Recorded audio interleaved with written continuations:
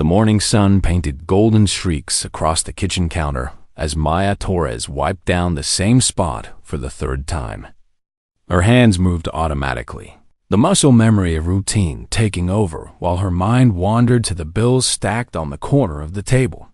3 envelopes, all marked urgent. She'd opened them once, seen the numbers, and carefully placed them back in their neat stack. Looking at them again wouldn't change anything. "Mama, can I have the dinosaur cereal?" Her daughter Emma called from the living room, already dressed in her school uniform. Backpack sitting by the door like a small soldier waiting for orders. "We have oatmeal." "Baby," Maya called back, forcing brightness into her voice. The dinosaur cereal cost $4 more than the store brand oats. $4 that needed to stretch until Friday. Emma appeared in the doorway, 7 years old with dark curls that refused to stay in the ponytail Maya had carefully crafted that morning. She didn't argue about the cereal. She never did. Sometimes Maya wished she would. Wished Emma would throw a tantrum like other kids, demand things, act spoiled and oblivious to their situation. But Emma had learned too young to read the worry lines on her mother's face, to understand that some requests went unspoken because asking hurt worse than going without. The apartment was small, but spotlessly clean. Maya made sure of that. The furniture came from thrift stores and roadside pickups, but everything was organized. Everything had its place. The walls were bare, except for Emma's drawings, taped up with careful precision. A gallery of crooked houses and smiling, stick figures that cost nothing but meant everything. Maya had moved to this neighborhood 2 years ago after the divorce, after everything fell apart. She'd taken only what she could fit in her old sedan, driven across 3 states, and started over in a city where nobody knew her story, where nobody looked at her with pity or judgment, where she could just be Maya Torres, single mother, trying her best. She worked as a home health aide, visiting elderly clients throughout the day, helping them with tasks their families couldn't or wouldn't do. The pay was low, the hours unpredictable, but the work mattered. Mrs. Chun told her last week that she was an angel. Mr. Rodriguez always saved her half his lunch because he knew she often skipped eating to save money. These small kindnesses kept her going when the bills piled up and the anxiety threatened to swallow her whole. "Come eat, sweetheart," Maya said, placing a bowl of oatmeal on their small table. She'd added a drizzle of honey, a sprinkle of cinnamon, trying to make it special. Emma climbed into her chair and smiled like Maya had served her a feast. "Thank you." "Mama, you're welcome, baby girl." They ate in comfortable silence, the kind that comes from knowing each other's rhythms, from being a team of 2 against the world. Maya glanced at the clock. 7:15.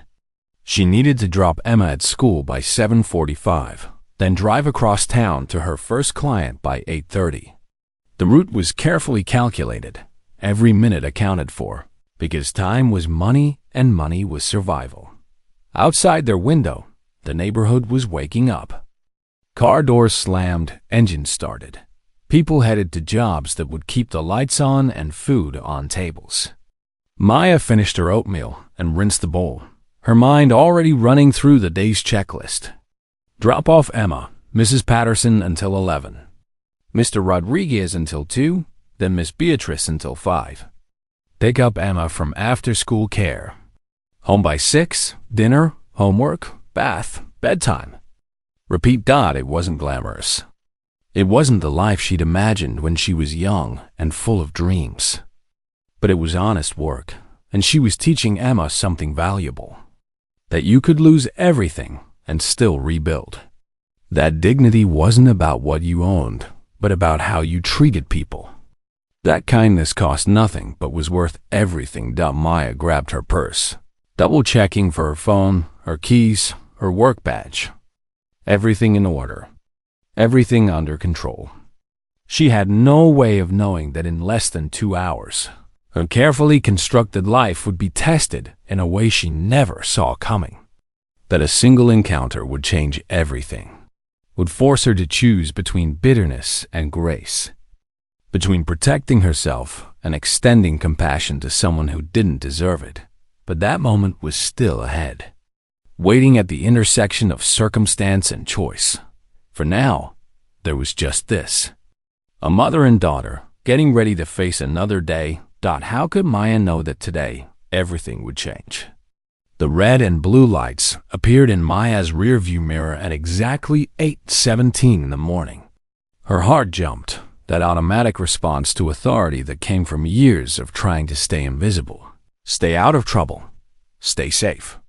She checked her speedometer. 28 miles per hour in a 30 zone. She wasn't speeding. Her registration was current. Her insurance was paid, barely, but paid. She pulled over carefully, hands trembling slightly as she shifted into park. Emma was already at school, safely deposited with a kiss and a reminder to be brave today because Mama believed in her. At least Emma wasn't here to see this, whatever this was. The officer took his time approaching. Maya could see him in the mirror, talking into his radio, taking notes on something. He was tall, broad-shouldered, with the kind of presence that filled space even from a distance. When he finally reached her window, she had it down, her license and registration already in hand. "Good morning, officer," she said, keeping her voice steady and polite. Always polite. Never give them a reason. "License and registration," he said without greeting her back. His name tag read Officer Marcus Reeves. His face was hard, unreadable, the expression of someone who'd stopped seeing people and only saw problems. "I have them right here. May I ask what I did wrong?" He didn't answer, just took her documents and walked back to his vehicle. Maya sat with her hands on the steering wheel, visible, non-threatening, everything by the book. She'd been pulled over twice before in her life, both times for minor issues, both times walking away with warnings. She was a careful driver. Couldn't afford not to be. 5 minutes passed. Then 10. Maya glanced at the clock. 8:28. She was supposed to be at Mrs. Patterson's house in 2 minutes. Mrs. Patterson got anxious when things ran late, her dementia making routine crucial to her sense of safety. Maya pulled out her phone to send a quick text to the home care agency, letting them know she'd be delayed. Officer Reeves returned, but this time his expression had shifted into something darker. "Step out of the vehicle, please." "I'm sorry, what?" "Step out of the vehicle." Maya's pulse quickened. "Officer, I don't understand." "What did I do?" "Ma'am, I'm not going to ask again." She got out, her legs unsteady, her mind racing through possibilities. What had she done? What had she missed? Officer Reeves walked around her car, examining it with an intensity that felt personal. He stopped at her rear bumper, pointing at her license plate. "Your registration tab is expired." Maya stepped closer, looking at the small sticker on her plate. "No, sir, I renewed it last month. I have the receipt in my glove compartment." "The tab says it expired 3 months ago, because I just put the new one on. The paper registration is in my car." "I can show you. Stay here." His voice was sharp, commanding. He went to her passenger side, opened the door without permission, and began searching her glove compartment. Maya stood on the sidewalk, watching him rifle through her documents, her hands clenched at her sides. This felt wrong. Everything about this felt wrong. He emerged with her insurance card, her registration renewal, everything in order. He barely glanced at them. "These could be fraudulent." "They're not fraudulent. I paid for them. I have the bank transaction on my phone." "Ma'am, your registration is expired, and you're driving without proper documentation. That's a $5,000 fine." The number hit her like a physical blow. $5,000? For what? "I have the registration. It's right there in your hand." The law states that expired registration carries a penalty of up to $5,000 for repeat offenders. I'm not a repeat offender. I've never had a ticket in my life. According to my system, this vehicle has 3 prior violations for registration issues. That's impossible. I've owned this car for 2 years, and I've never missed a registration. Officer Reeves pulled out his citation pad, writing with deliberate slowness. Each stroke of his pen felt like a nail in a coffin. You can dispute this in court if you disagree. Officer Reeves, please. I can't afford a $5,000 fine. I'm a single mother. I work as a home health aide. I take care of elderly people who need help. This fine would destroy me. He didn't look up from his writing. Should have thought about that before driving with expired registration. But it's not expired. You're holding the proof. Tell it to the judge. He ripped the citation from his pad and handed it to her. The paper fluttered in the morning breeze, the number 5,000 written in bold ink. You have 30 days to pay or appear in court. Have a good day. He walked back to his patrol car and drove away, leaving Maya standing on the sidewalk, staring at the citation in her hands. $5,000. The number blurred as tears filled her eyes. She couldn't afford $50, let alone $5,000. She got back in her car and drove to Mrs. Patterson's house on autopilot, her mind spinning. This couldn't be happening. She'd done everything right. She'd paid her registration. She'd followed every rule. And still, somehow, she was being punished. Mrs. Patterson was agitated when Maya arrived 20 minutes late. Where were you? I thought something happened. I thought you weren't coming. I'm so sorry, Mrs. Patterson. I got pulled over. The elderly woman's face softened. Oh, dear. You all right? I will be, Maya lied, swallowing her tears. Let's get you your breakfast. She went through the motions of her job, but her mind was elsewhere, calculating impossibilities. $5,000, 20% of her annual income. Gone, just like that, for a mistake she didn't make. How was she supposed to survive this? And more importantly, what was she going to do about Officer Marcus Reeves, who looked at her like she was nothing? Maya didn't sleep that night. She lay in bed staring at the ceiling, listening to Emma's soft breathing from the other room, doing math that refused to work no matter how many times she recalculated. $5,000 divided by her monthly income after rent and utilities left her with a number that made her chest tight. Negative. Always negative. She pulled out her phone and searched for legal aid services. The first 3 websites required income verification that she qualified for, but their wait lists were 6 months long. The free legal clinic downtown only took cases on Tuesdays between 2 and 4 in the afternoon, exactly when she was scheduled with Mr. Rodriguez, whose daughter specifically requested that Maya be his caregiver because he trusted her. The citation sat on her nightstand, a constant presence. She'd read it so many times she had it memorized. Citation number, date, location, violation code, fine amount. Officer Marcus Reeves' signature at the bottom, bold and confident. The signature of a man who didn't lose sleep over ruining someone's life. By 3 a.m, Maya gave up on sleep. She moved to the kitchen table with her laptop, a second-hand device that took 5 minutes to boot up, and began researching traffic violations and registration laws. The legal language was dense, full of codes and subsections that referenced other codes and subsections. From what she could understand, yes, the maximum fine for registration violations could reach $5,000, but that was typically reserved for commercial vehicles or multiple repeat offenses. She had neither. Her record was clean. Her registration was current. This was wrong. Legally, demonstrably wrong. But wrong didn't matter if she couldn't afford a lawyer to prove it. Emma found her at the kitchen table at 6 a.m, still in yesterday's clothes, surrounded by printed legal documents. Mama, did you sleep? Not much, baby. Maya closed her laptop and forced a smile. Want some oatmeal? Are you okay? Emma's dark eyes, so much like her father's, searched Maya's face with that terrible wisdom that came from watching your mother struggle. I'm fine. Just dealing with some grown-up stuff. Nothing for you to worry about. But Emma was already worrying.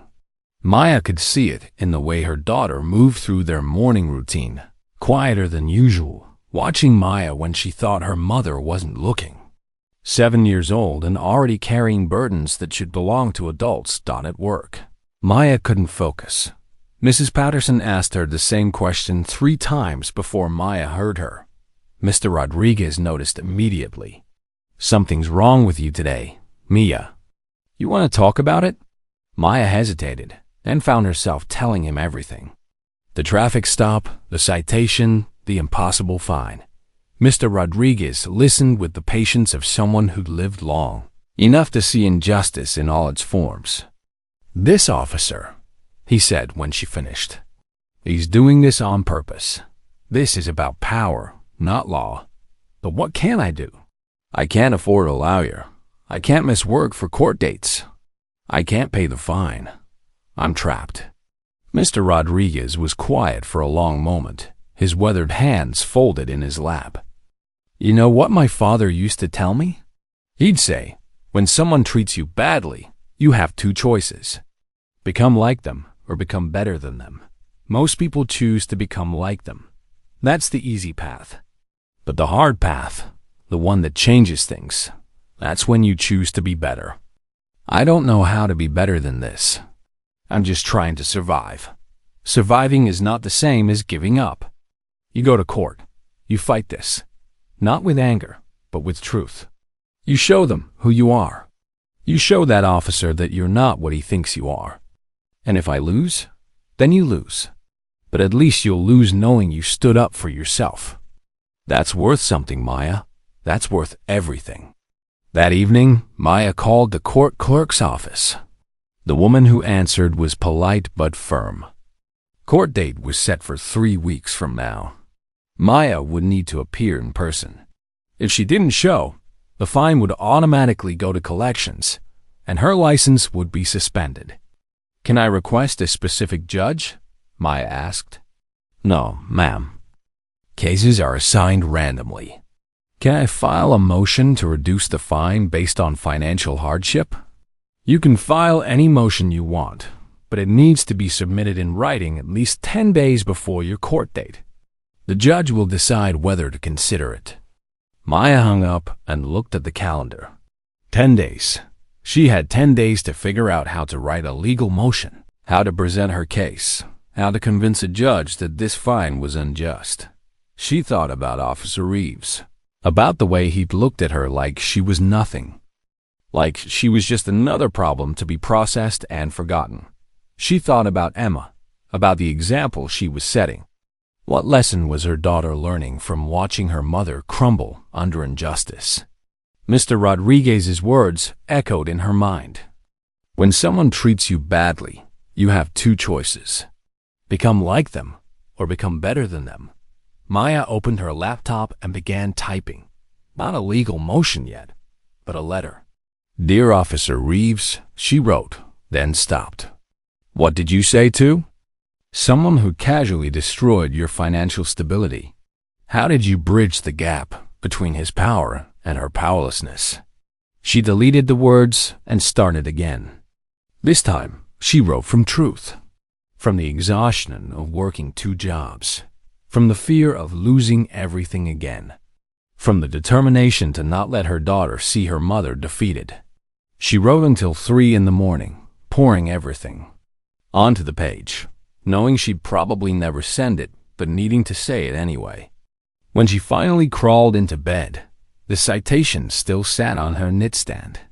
But next to it now was a notebook, pages filled with notes and research and the beginnings of a plan. It wasn't much, but it was something. And something was better than nothing. Tomorrow, she'd figure out the next step. Tonight, she'd finally sleep, knowing that she was fighting back the only way she knew how, with truth, with dignity. and with the quiet determination of a woman who'd already lost everything once and rebuilt from ashes. Officer Marcus Reeves had made a mistake. He'd assumed she would just pay and disappear. He'd assumed she had no fight left in her. He'd assumed wrong. The Legal Aid Society office smelled like old coffee and desperation. Maya sat in a plastic chair that had seen better days, a number clutched in her hand. 47. The digital display on the wall read 32. She'd been here for 2 hours, Emma beside her doing homework on her lap. Their afternoon together sacrificed to bureaucracy and hope. Number 38.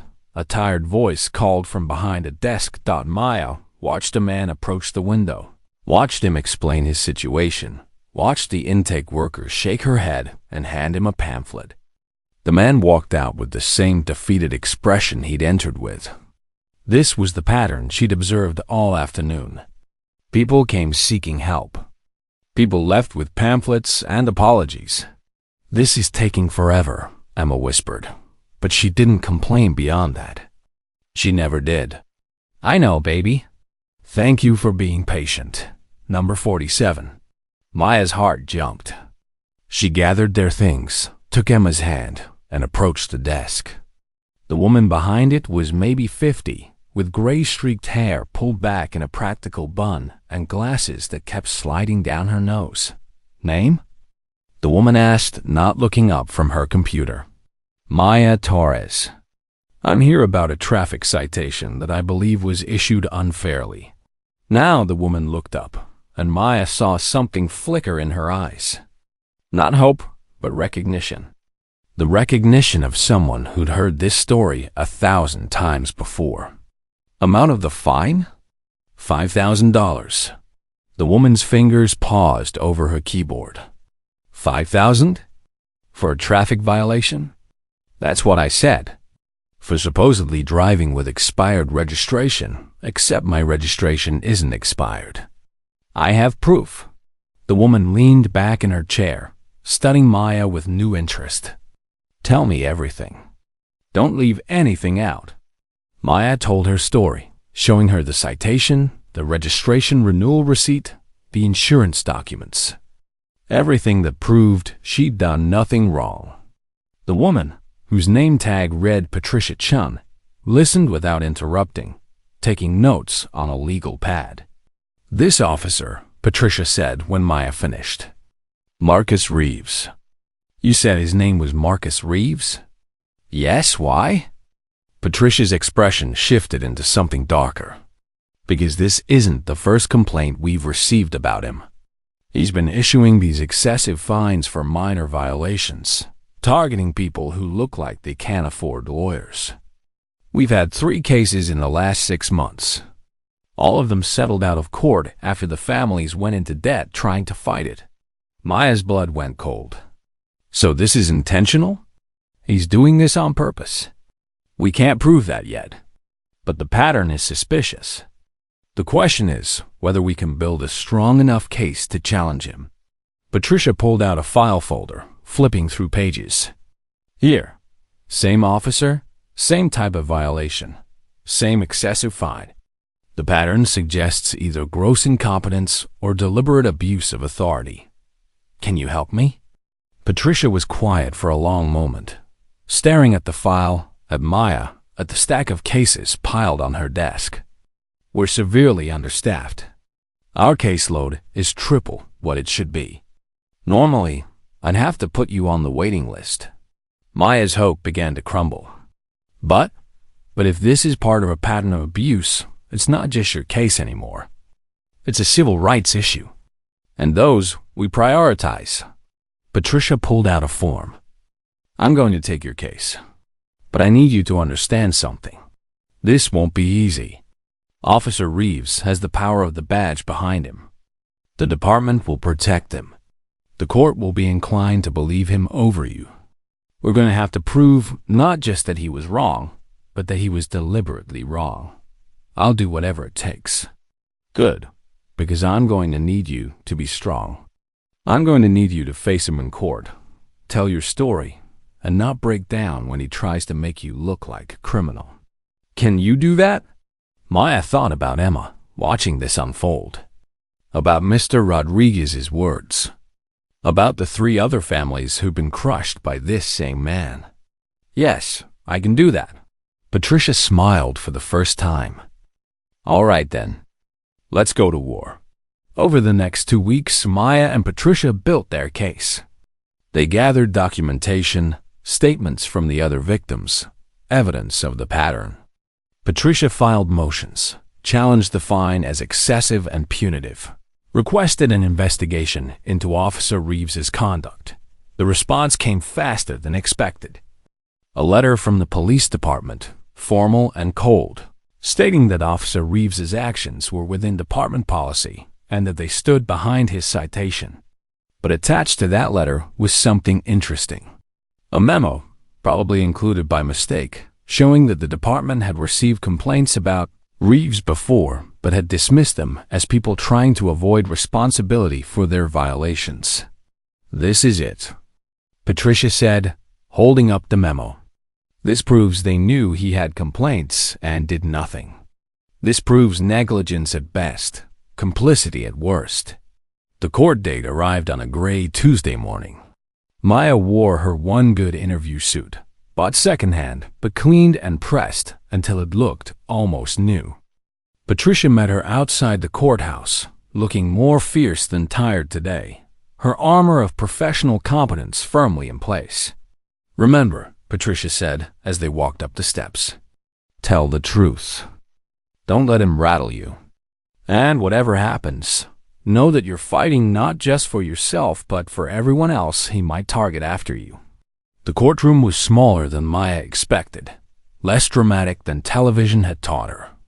Judge Catherine Morrison presided, a black woman in her 60s with sharp eyes and an expression that gave nothing away. Officer Reeves sat at the plaintiff's table with the city attorney, looking confident and unmoved when he saw Maya. Something flickered across his face. Recognition, maybe surprise, that she'd actually shown up to fight. The hearing began. The city attorney presented the citation, the traffic code, the standard arguments.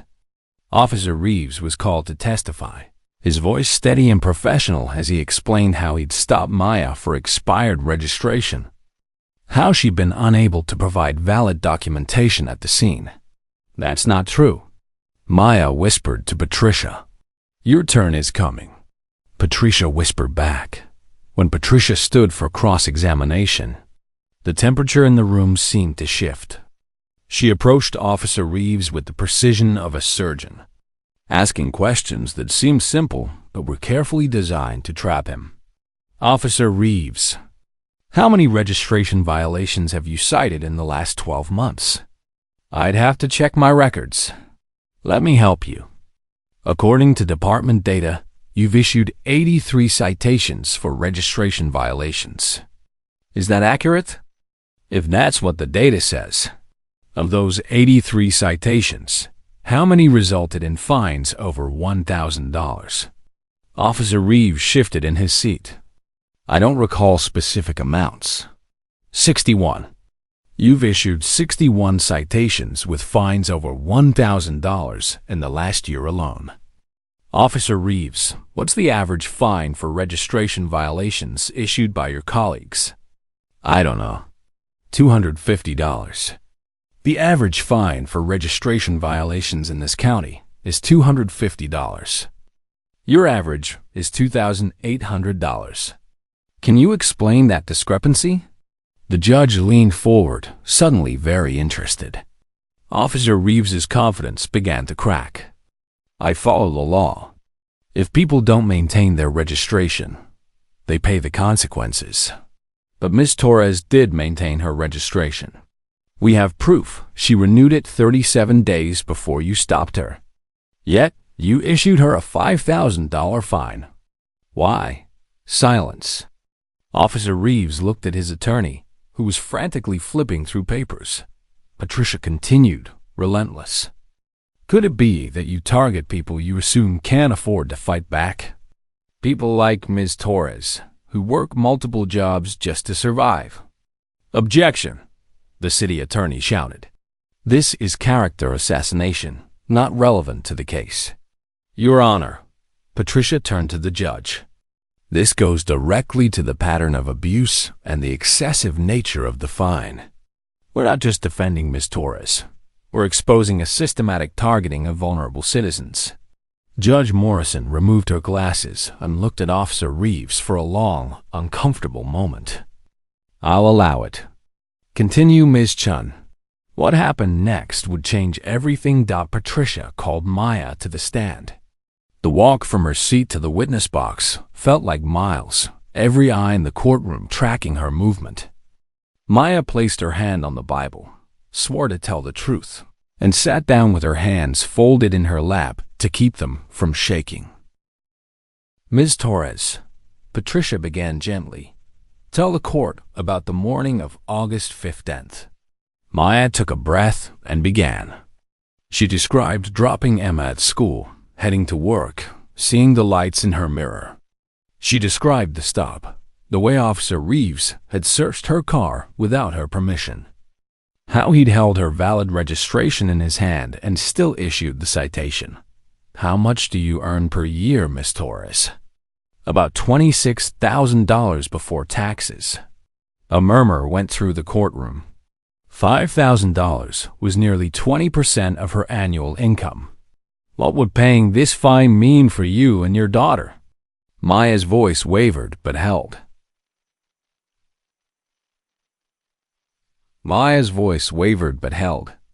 It would mean we lose our apartment.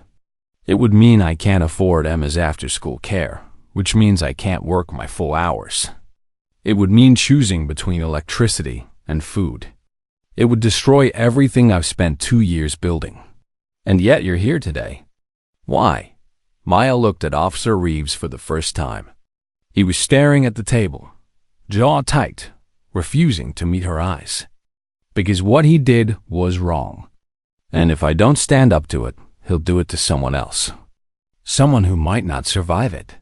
Patricia presented the documentation, the registration renewal, the bank statements showing the payment. Everything that proved Maya had followed the law. Then she presented the pattern, the other victims, the department memo showing they knew Reeves had complaints. The city attorney tried to object, tried to claim it was all circumstantial. But Judge Morrison silenced him with a look. When Patricia finished, she returned to her seat. The judge called for a brief recess. Maya sat in the hallway with Emma, who'd missed school to be here, who'd watched her mother fight with quiet courage. You were so brave up there, Mama, Emma whispered. So are you, baby girl. Thank you for being here with me.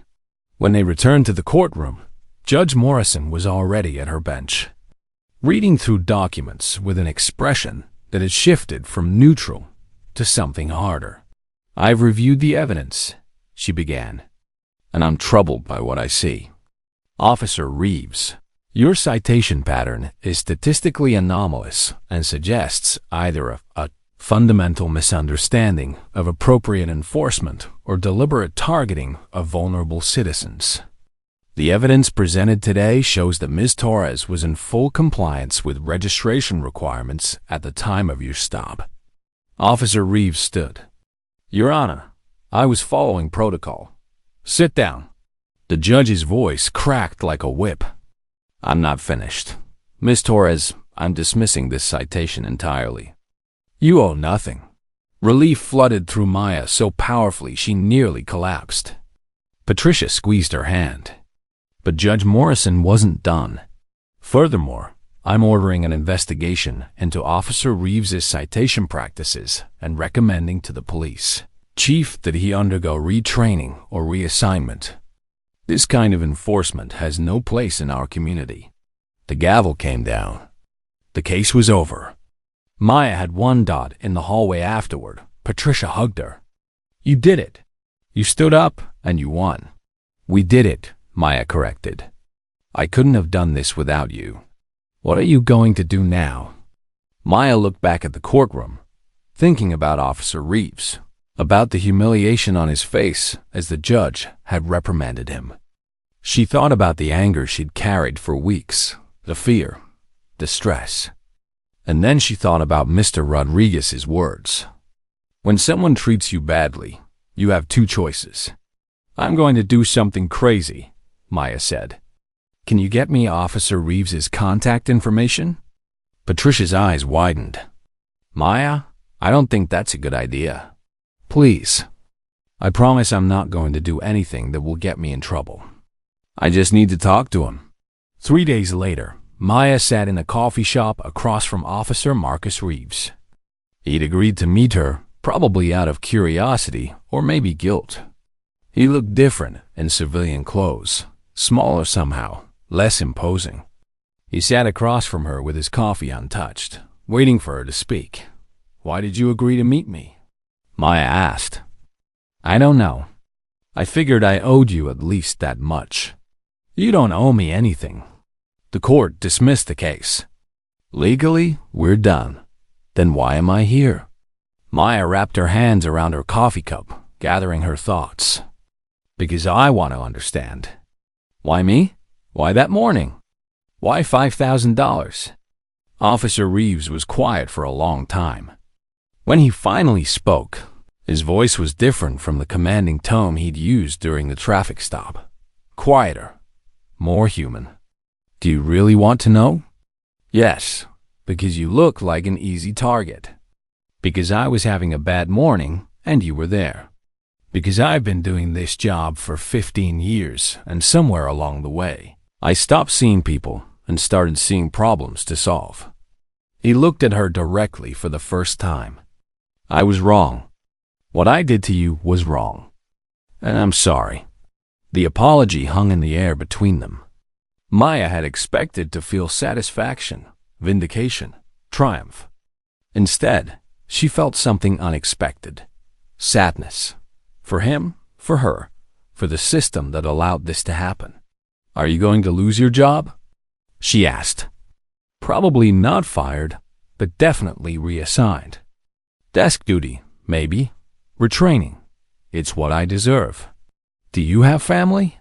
The question seemed to surprise him. A wife, 2 kids, 10 and 12. Maya thought about those children, about how they'd see their father after this. Officer Reeves, what you did hurt me. It hurt my daughter. You almost destroyed everything I've built. But I'm not here for revenge. Then why are you here?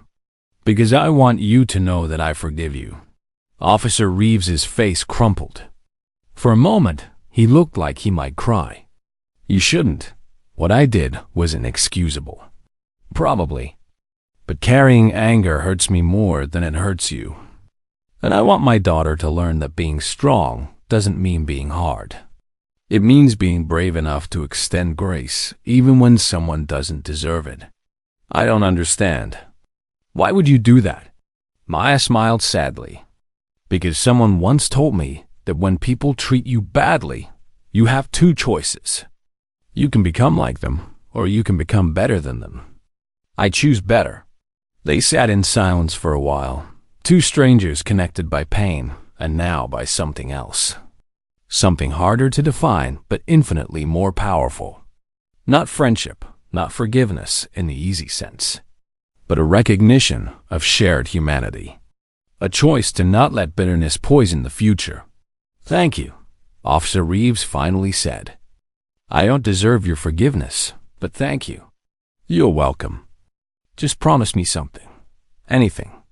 Promise me that when you go back to work, when you're out on the streets again, you'll remember this.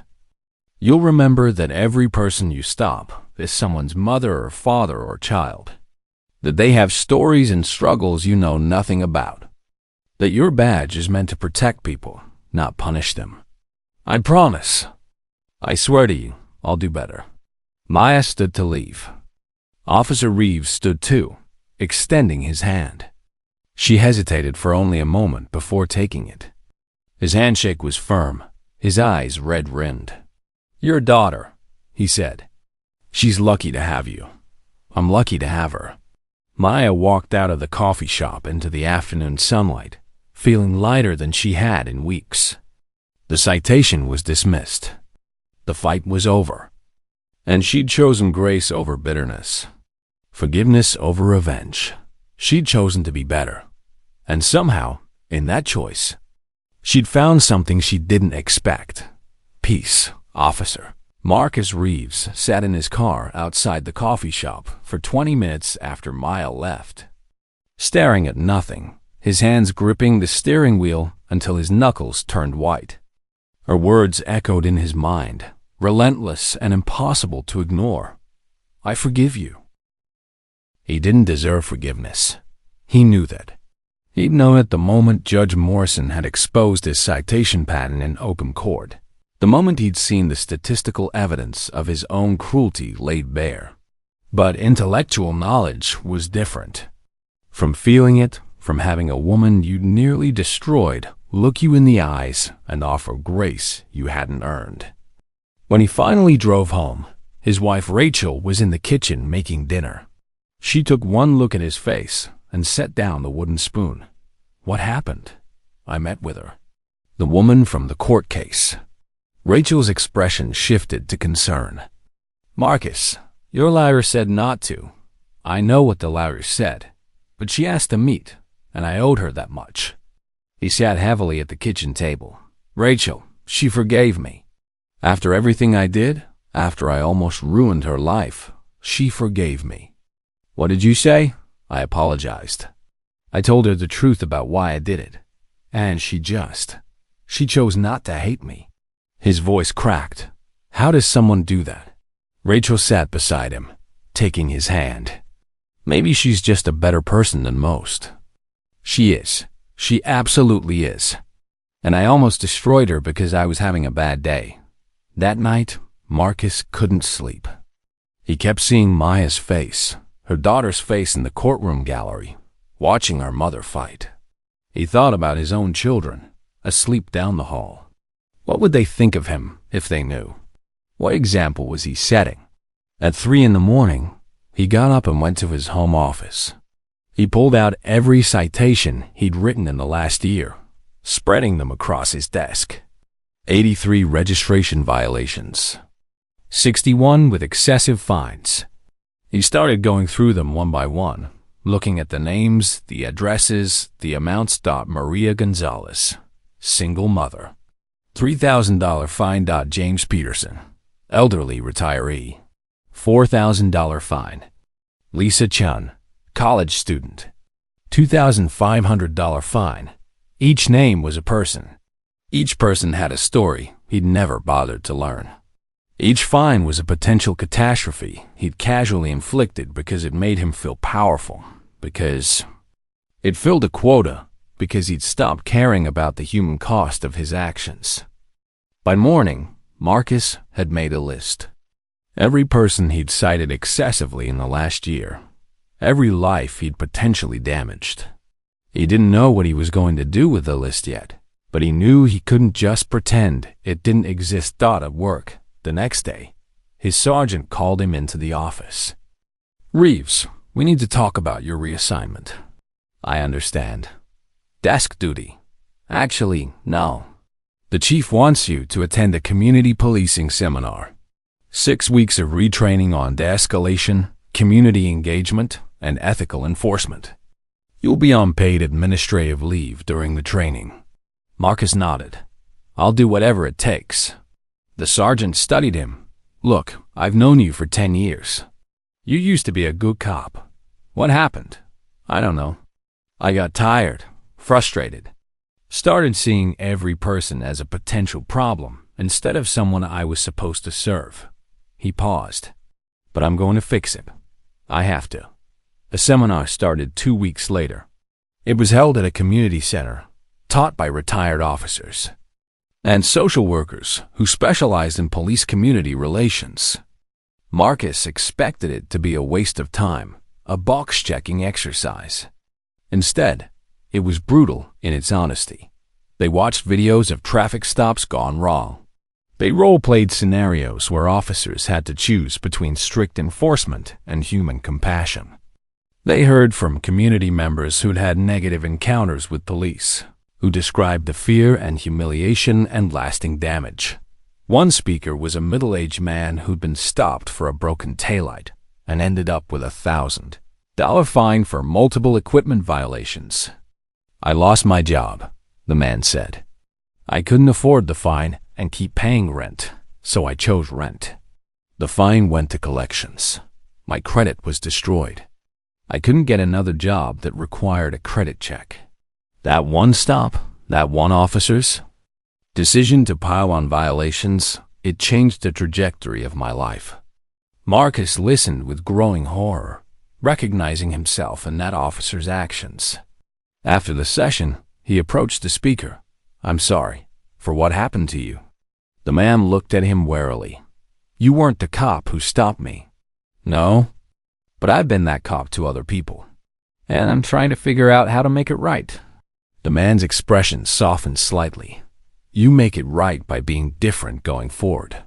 You can't undo what you did, but you can choose to do better." That night, Marcus pulled out his list again. 27 names. 27 people whose fines had been excessive, unjustified, cruel. He didn't have the authority to dismiss the citations himself, but he had something else. A voice, a platform, a chance to advocate. He started making phone calls. First to Patricia Chun at Legal Aid, the lawyer who'd represented Maya. "Ms. Chun, this is Officer Marcus Reeves. I know you have no reason to trust me, but I need your help." There was a long pause. "I'm listening. I have a list of people I cited excessively over the last year. I want to help them fight these fines. I want to testify that the citations were inappropriate. I want to make this right." Another pause, longer this time. "Why? Because Maya Torres taught me that being strong means being brave enough to admit when you're wrong. I was wrong, and I need to fix it." Patricia was quiet for a moment. "Send me the list. I'll reach out to them." "But Officer Reeves, if you're not serious about this, if this is some kind of PR move, I'll make sure everyone knows." "I'm serious. I swear to you, I'm serious." Over the next few weeks, Patricia contacted every person on Marcus's list. Some were angry, unwilling to hear anything from the officer who'd hurt them. But others were willing to listen, especially when they learned he was offering to help overturn the fines. One by one, cases were reopened. One by one, Marcus testified that his enforcement had been excessive. One by one, the fines were reduced or dismissed entirely. Maria Gonzalez cried when her $3,000 fine was dismissed. James Peterson thanked Marcus with shaking hands, telling him the fine had been eating up his fixed retirement income.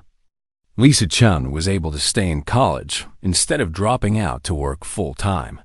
Each conversation was painful. Each person had every right to be angry, to reject his help, to want nothing to do with him. But most of them, like Maya, chose something different. They chose to accept his help, to let him try to make amends, to give him a chance at redemption he hadn't earned. One evening, Marcus came home to find Rachel waiting for him with dinner and a serious expression. "The kids have been asking questions about why you've been going to training, about the court case. They heard us talking." Marcus sat down heavily. "What did you tell them?"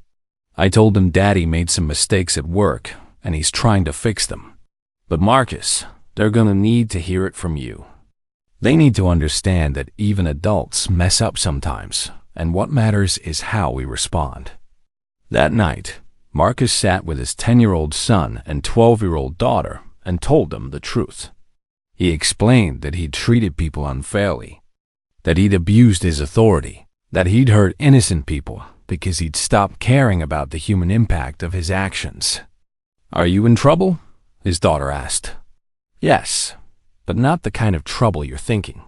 I'm in trouble with myself, because I didn't live up to what a police officer should be." "But you're fixing it," his son said. "Right, I'm trying to. Every day, I'm trying to be better." His daughter hugged him. "I'm proud of you for trying, Dad." Those simple words broke something open inside Marcus.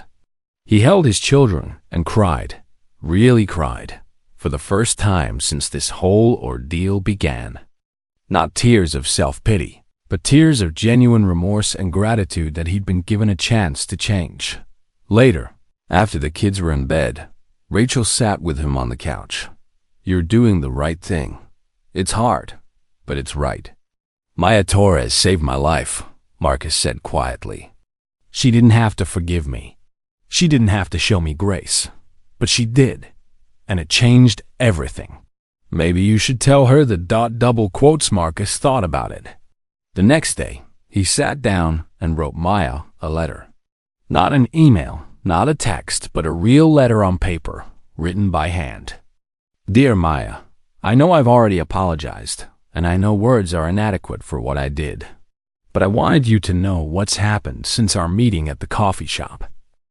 Your forgiveness changed me.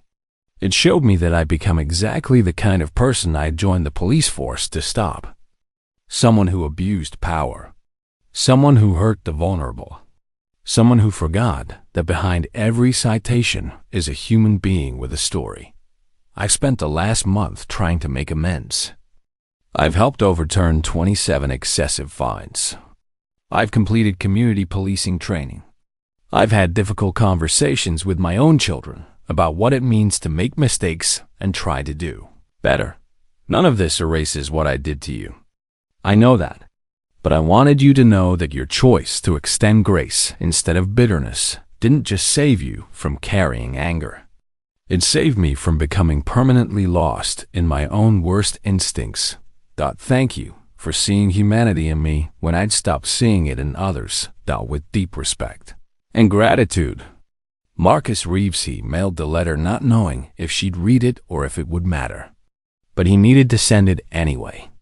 Needed her to know that her kindness had ripples far beyond that coffee shop conversation. The transformation wasn't instant or magical.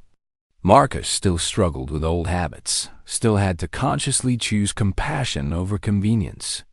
But every day got a little easier.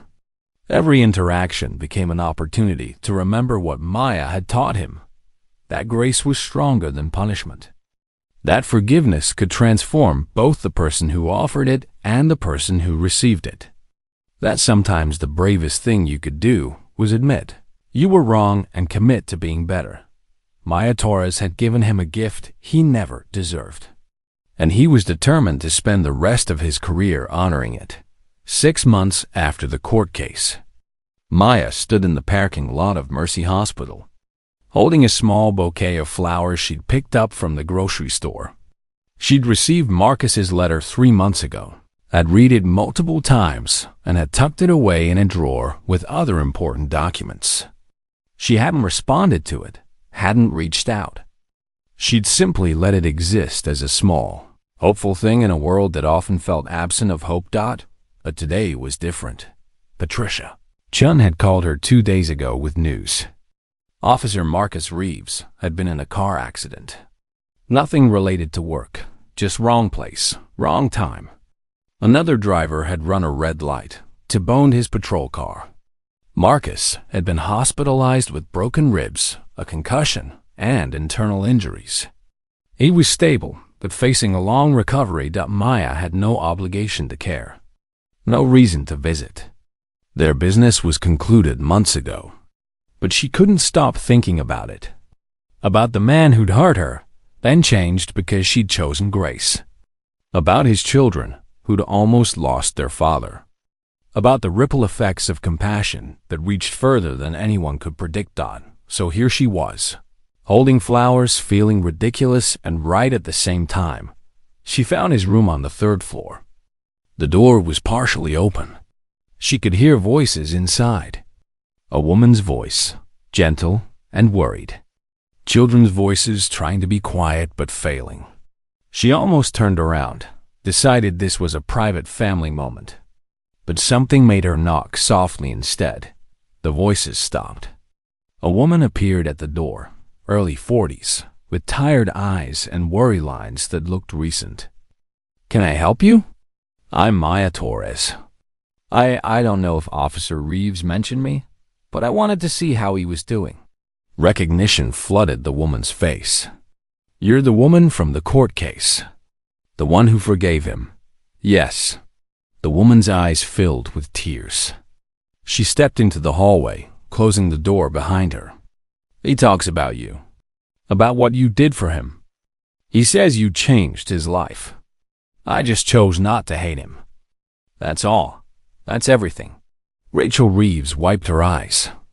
When the accident happened, when I got the call that he might not make it, all I could think was how grateful I am that he got a chance to become a better man before this happened. Because of you, if he died, he would have died knowing he'd tried to make things right. He didn't die, though. He's going to be okay. Physically, yes. The doctors say he'll make a full recovery. But Maya, before you came into his life, he was already dying in a different way. He was becoming someone I didn't recognize. Someone hard and mean and disconnected from everything that matters. You gave him back to us. You gave him back to himself. Maya didn't know what to say to that. The weight of it felt enormous. Do you want to see him? Rachel asked. I think he'd like that. Maya nodded. Rachel opened the door and ushered her inside. The hospital room was small, but filled with evidence of love. Children's drawings taped to the walls. Get well balloons. A stack of books on the bedside table. Marcus was propped up in bed, his face bruised and swollen, his torso wrapped in bandages. His children sat on chairs pulled close to the bed, a girl and a boy with their father's dark eyes. They looked up when Maya entered, curious and cautious. Dad, the girl said softly, you have a visitor. Marcus turned his head slowly, his movements careful and pained. When he saw Maya, his expression transformed from confusion to something like wonder. Maya, you're here. I heard about the accident. I wanted to make sure you were okay. I'm alive. That's something. Maya approached the bed, set the flowers on the table. These are for you. Nothing fancy, just something to brighten the room. They're perfect. Thank you. He paused, seeming to gather strength. Kids, this is Miss Torres. She's someone very important to me. The children looked at Maya with open curiosity. Are you Dad's friend? The boy asked. Maya glanced at Marcus, saw him nod slightly. Yes, I suppose I am. Dad says you're the bravest person he ever met, the girl said. He says you taught him how to be a better police officer. Your dad taught himself that. I just reminded him of who he wanted to be. They talked for a while. Careful conversation that danced around the heavy things, focusing instead on recovery times and physical therapy and the children's excitement about their father coming home soon. Eventually, Rachel gently ushered the kids out to get snacks, giving Maya and Marcus a few minutes alone. I got your letter, Maya said once they were gone. I wasn't sure if you'd read it. I read it multiple times. It meant a lot, knowing that something positive came from all of this. Marcus shifted in bed, wincing. Maya, I need to tell you something. When that car hit me, when I was lying there waiting for the ambulance, all I could think was that I was grateful. Not for the accident, but grateful that if I died, I'd die knowing I tried to make amends.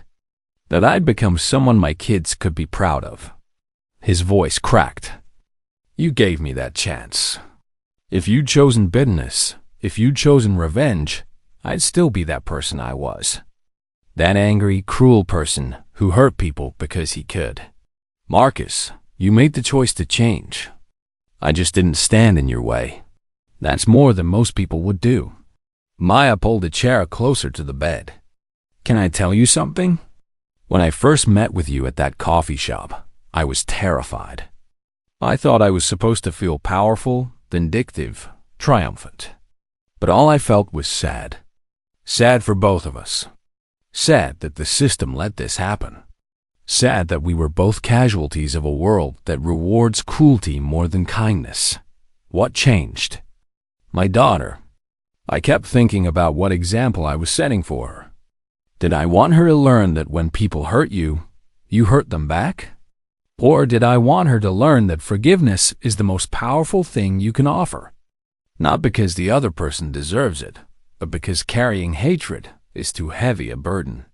Marcus was quiet for a long moment. Your daughter is lucky to have you. I'm lucky to have her. She's the reason I fight. The reason I chose Grace. I want her to grow up in a world where people can change, where mistakes don't define you forever, where redemption is possible. Is it? Possible, I mean?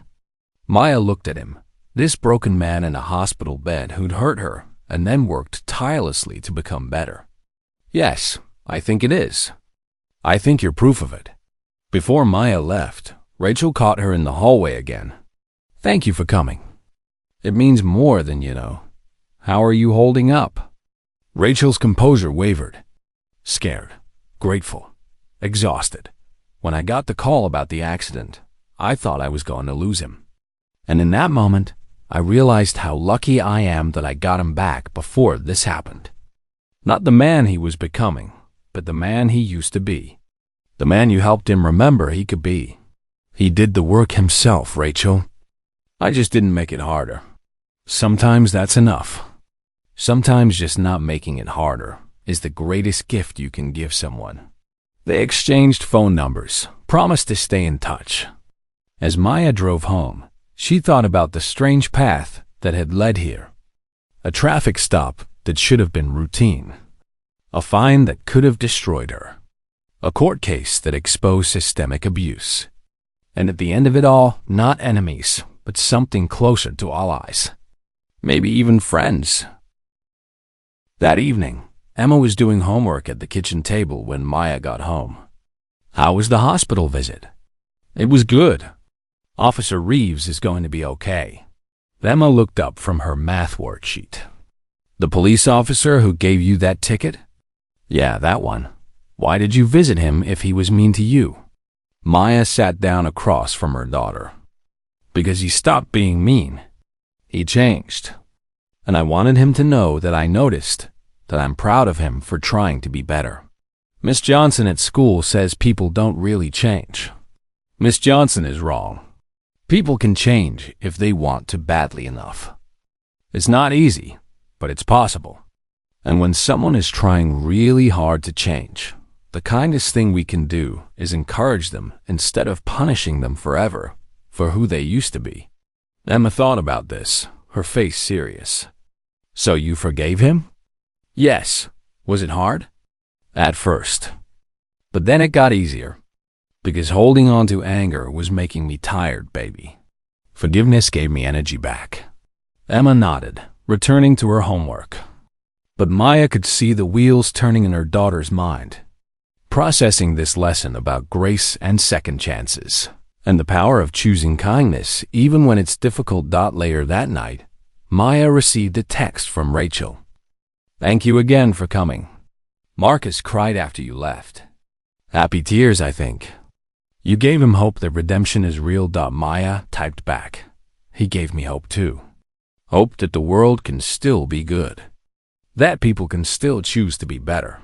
She set down her phone and looked around her small, humble home. The apartment they'd lived in for 2 years, building a life from nothing. Soon they'd be moving to a small house. A step up made possible by her work, her determination, her refusal to let one man's cruelty define her future. But more than the house, more than the financial stability, Maya had something more valuable. She had peace. The kind that comes from knowing you chose the harder, better path. The kind that comes from extending grace when revenge would have been easier. The kind that comes from teaching your daughter that strength isn't about being hard. It's about being brave enough to stay soft in a world that rewards hardness. Marcus Reeves had tried to break her. Instead, he'd given her an opportunity to prove how unbreakable she really was. And in forgiving him, she'd set them both free. 3 years after the traffic stop that changed everything. Maya Torres stood at a podium in front of 200 people. Her hands resting on notes she'd written and rewritten a dozen times. The community center was packed with police officers, social workers, legal aid attorneys, and community members who'd come to hear her speak at the annual. Police and Community Relations Summit. Emma sat in the front row. 10 years old now, watching her mother with pride that shone clear even from the stage. Beside her sat Patricia Chun, who'd become not just Maya's attorney, but her friend. And in the back row, partially hidden but present, sat Marcus Reeves in his uniform, no longer on desk duty, but back on patrol with a completely different approach to his work. Maya looked out at the audience and began. 3 years ago, I was stopped for a traffic violation I didn't commit.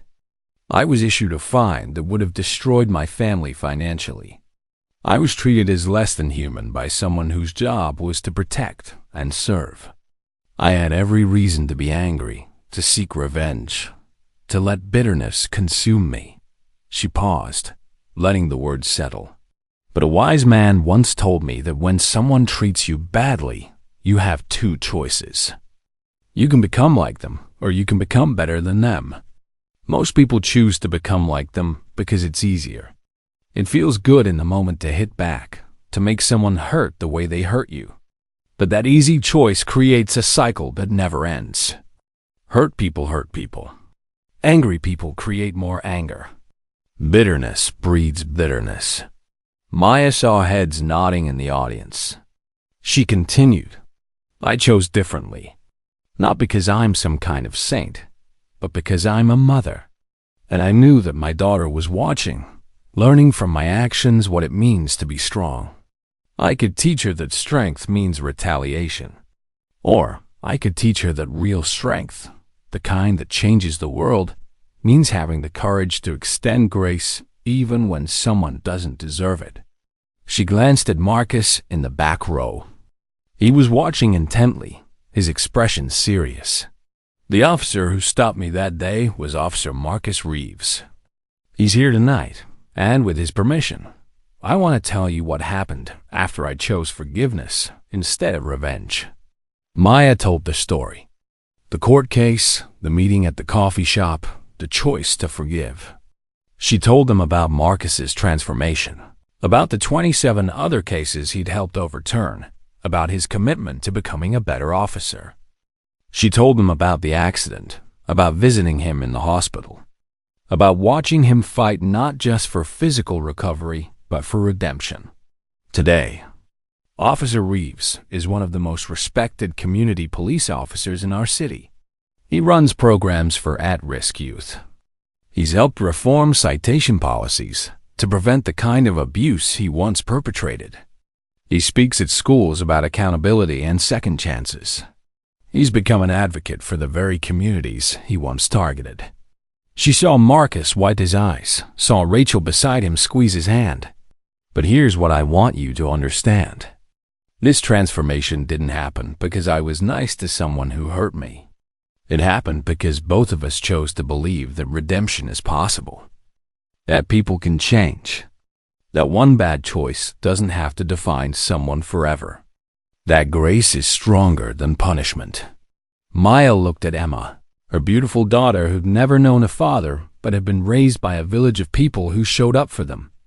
I want to live in a world where my daughter can make mistakes and find forgiveness, where she can be hurt and choose not to become bitter, where she can see the humanity in people, even when they've forgotten their own humanity.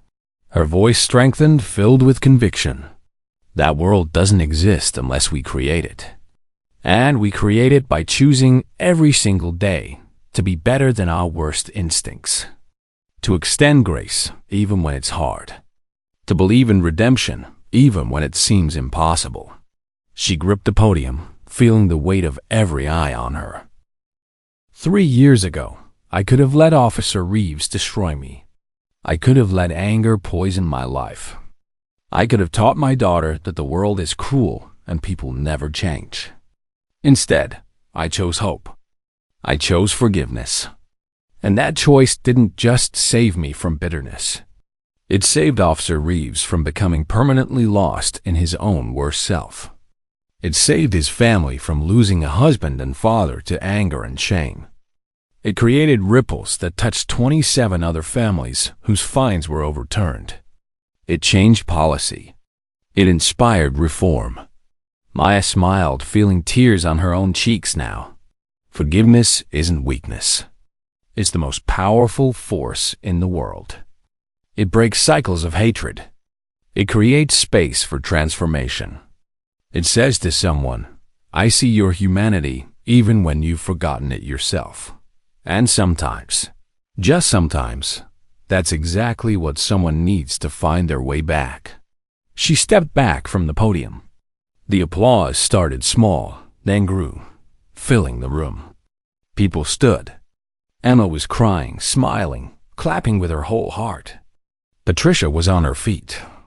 And in the back, Marcus Reeves stood with tears streaming down his face, applauding the woman who'd saved his life by refusing to let him destroy hers. After the speech, people came up to Maya with their own stories. A woman who'd forgiven the drunk driver who killed her son and now worked with him on prevention programs. A man who'd been wrongly convicted and, upon release, had forgiven the prosecutor who'd withheld evidence. Story after story of people who'd chosen grace over bitterness and found freedom in that choice. Marcus approached last, waiting until everyone else had spoken. When it was just the two of them, he said simply, "Thank you. For everything. For saving my life. You saved your own life, Marcus. I just didn't stand in your way. That's not true, and you know it. You gave me a gift I didn't deserve. And I've spent every day since trying to become worthy of it. You already are. The work you're doing, the lives you're changing, the example you're setting for your children. That's everything." They stood in comfortable silence for a moment.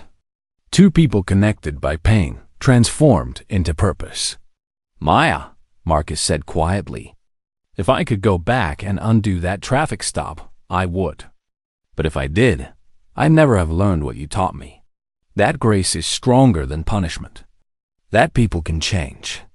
That redemption is real. I hate that I hurt you, but I'm grateful for who I became because you chose forgiveness. And I'm grateful for who I became by choosing it. We both grew. That's the power of grace. It transforms everyone it touches." As Maya drove home that night, Emma in the passenger seat, she thought about the journey they'd taken. From a terrified single mother in a tiny apartment to a woman speaking at conferences, advocating for reform. Living proof that choosing grace over bitterness could change not just one life, but many. "Mama," Emma said sleepily, "when I grow up, I want to be like you." "Oh, baby, be better than me. Be the best version of yourself, but you're pretty great." Maya smiled, reaching over to squeeze her daughter's hand. "We're pretty great together, aren't we? The best team ever." Later, after Emma was asleep, Maya sat in her small backyard garden, looking up at the stars. She thought about the woman she'd been 3 years ago, devastated by a $5,000 fine, terrified of losing everything. That woman had made a choice that seemed impossible at the time. To forgive, to extend grace, to believe in redemption. And that choice had changed everything, not because forgiveness was magic, but because it broke a cycle, because it created space for transformation, because it reminded everyone involved that we're all human, all flawed, all capable of both terrible mistakes and beautiful growth. Maya pulled out her journal, the one she'd kept through all of it, and wrote one final entry. "To anyone reading this who's been hurt, who's been wronged, who has every right to be angry, your anger is valid. Your pain is real. You don't owe forgiveness to anyone. But if you choose it, if you extend grace even when it's hard, know that you're not doing it for them. You're doing it for yourself. Because carrying bitterness is exhausting. Because anger poisons the carrier more than the target. Because forgiveness sets you free. I chose forgiveness, and it saved my life. Not from physical danger, but from the spiritual death that comes from holding hatred. It saved Officer Reeves too, gave him a chance to become someone his children could be proud of. Redemption is real. Change is possible. And sometimes, the strongest thing you can do is believe in someone's ability to be better, even when they've forgotten how. Choose grace. Choose hope. Choose forgiveness. Not because people deserve it, but because you deserve the freedom it brings. Maya closed the journal and looked at the stars one more time. Somewhere out there, Marcus was tucking his own children into bed, maybe telling them about the woman who changed his life by refusing to let hatred win. Somewhere out there, the 27 families whose fines had been overturned were living freer lives because two people had chosen redemption over revenge. Somewhere out there, Anna was dreaming of growing up to be brave and kind, having learned from her mother that strength isn't about being hard. It's about being brave enough to stay soft. And somewhere in her own heart, Maya had found something she'd been searching for since the day her life fell apart. Peace, purpose, proof that even in the darkest moments, grace could light the way forward. Sometimes, the strongest hearts are those that forgive when they had every reason to fight back. And sometimes, the most powerful thing we can do is offer someone grace they don't deserve. Because in doing so, we set both them and ourselves free. The end.